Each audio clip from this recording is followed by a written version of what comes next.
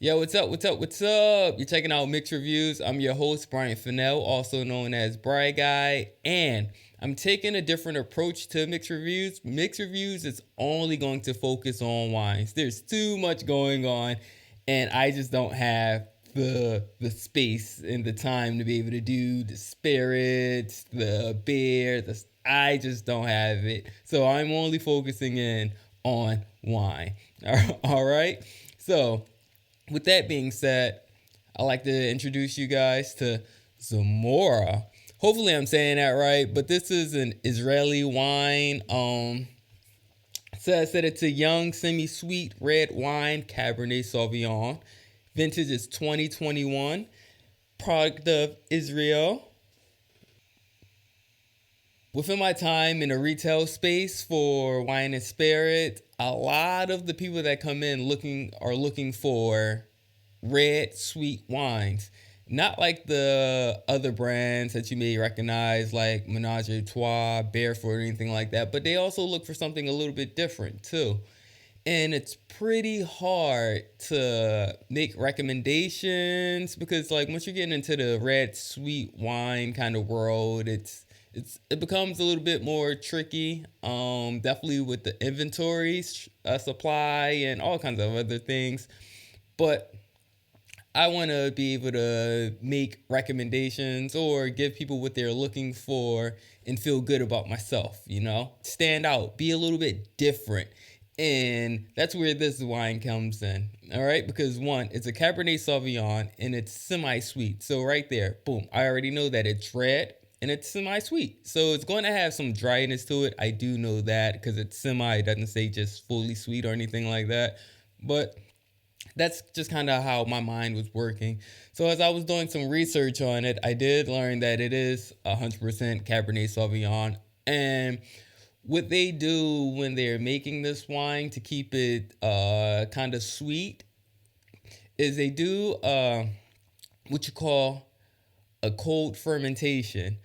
So what that does is it keeps the fruit flavors really ripe, and it's just a slow extraction at a cool temperature throughout the entire fermentation. So you don't want it to get too warm because then it starts burning off and oxidizing some flavors. This keeps everything youthful. So you're going to get those bright, ripe flavors like bright cherry, mixed berries, like all of these like young, like energetic kind of flavor profiles and aromas.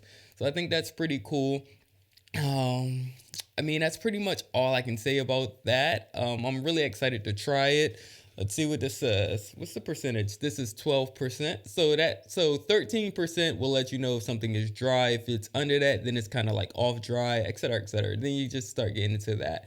I guess I can read what the label says. Among the enchanting secrets that often escape aficionados of Cabernet Sauvignon are the youthful nuances of character displayed during the wine's infancy.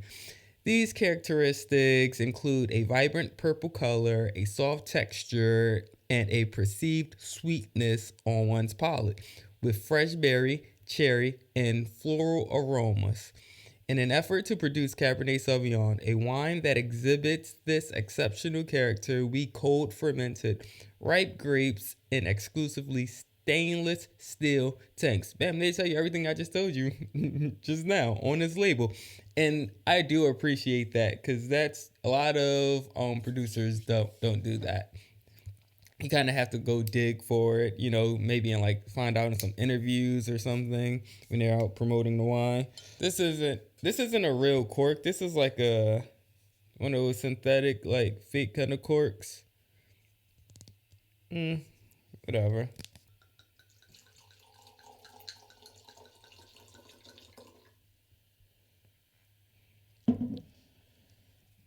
Whew.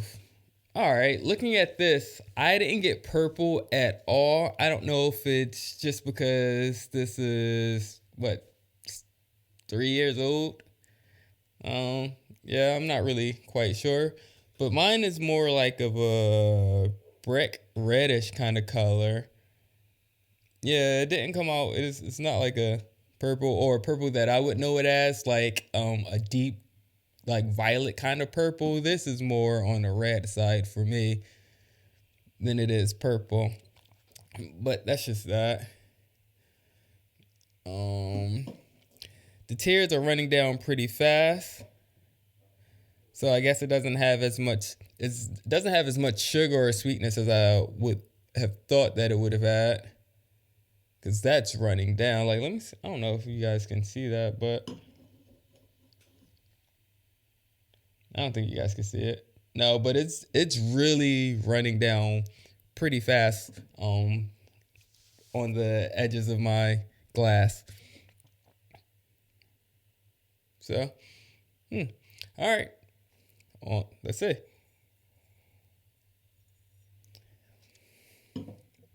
I mean, it does still have. This smells more like an aged Cabernet Sauvignon to me than it does anything else. It does smell kind of juicy, like Kool-Aid kind of juice. But then it does have like that graphite. It does have like kind of like herbaceousness kind of aromas. They're kind of dry. They don't smell like fresher or anything like that, like fresh herbs or anything. But it does have like this kind of like hay kind of aroma to it as well. But that smells pretty young. I mean, but hay is dried out. So when you go to a barn, I don't know if you've ever been to like a farm or anything, then you know what I'm talking about, that smell of hay. Yeah, that's pretty much it. Let's just get into the taste now. I mean, that's the first taste. Let me give it a second one. It doesn't taste like much of anything. I don't know if it's muted right now.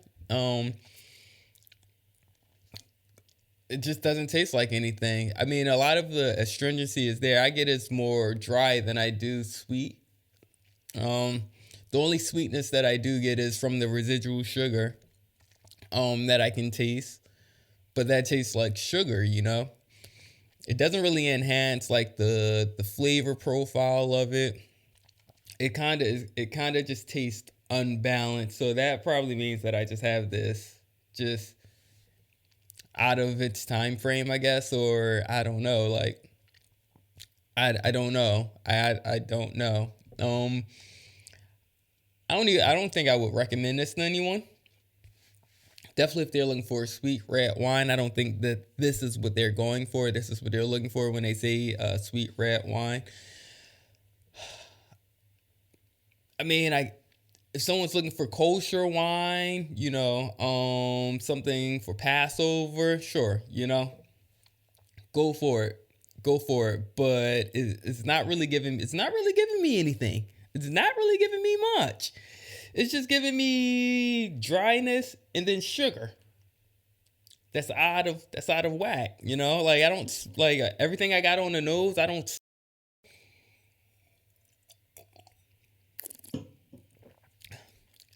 like. I have to like really force myself to try to get it, you know. I really have to hunt for it, and that's not what you're looking for if you're looking for a sweet red wine or sweet wine just in general. You're not looking for trying to like sit there and fight to try to get the flavors out, because now I'm starting to get like dried cranberry and all that kind of stuff. But that's not what anybody who's looking for a red sweet wine is looking for. They're not looking for that. They want it to be right there in their face. So, nah, I don't have much else to say about this. I'm pretty sure if I had this back in 2021, then it would have been a whole lot different. I'm 100% sure of that. But it being just now in 2024 is a lot different. But this is January 2024, so I'll still just put this with even the year 2023. 2023 drinking this is just not. It's just not a hit for. It's just not a hit for me, and I don't think it'll be a hit for anybody I recommend it to. And that's just the truth right there. I don't think you can pair this with any food. I just don't. I can see you cooking it down. Cooking it down and then turning it into like a topping for like ice cream or something, like vanilla ice cream. You just put a drizzle of it on top or something like that. But nah, As far as drinking it solo by itself or even out at a party, this is not it. I do not recommend this for that kind of experience unless you get it fresh, unless you get it in the actual year that it was released. All right, that's all I got to say about that. Thank you for checking in. Hopefully you guys learned something. Let's just keep it going. All right, thank you for checking out Mixed Reviews.